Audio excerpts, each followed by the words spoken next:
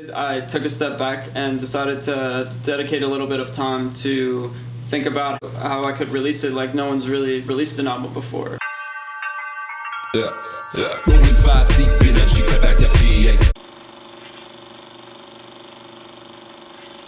Well, this year I spent a lot of time studying media here at Pitt, and I took this class called Mass Communication Process that honestly was my favorite class I've ever taken.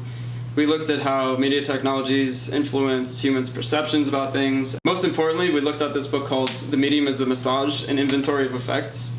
And it was written by this Canadian media theorist in the 60s called Marshall McLuhan.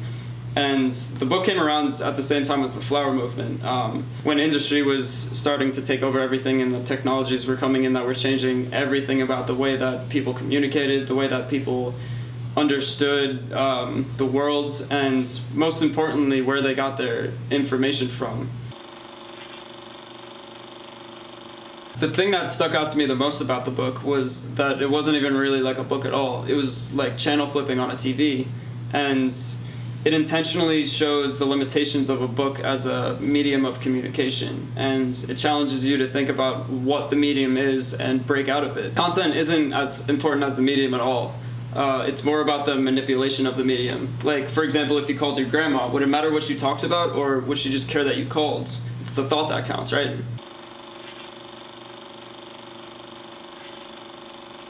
When I had the project nearly completed, I took a step back and decided to dedicate a little bit of time to think about how I could release it like no one's really released an album before. I was looking at how rigid the release structure is for musical artists, and McLuhan has this line: our age of anxiety is in great part due to trying to do today's job with yesterday's tools, with yesterday's concepts. But the youth instinctively understands the present environment.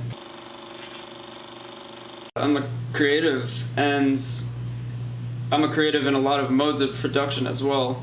There's so many ways for people for no cost to put out so much content in so many different modes of production, and with these modes of production I could affect human senses.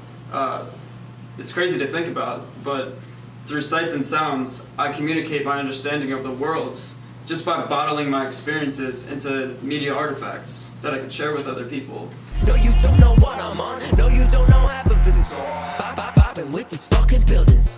Finances building, concrete spilling. What the fuck is the roof's meaning? Crashing off with Lucy's mom. Pixelate like Digimon. No, you don't know.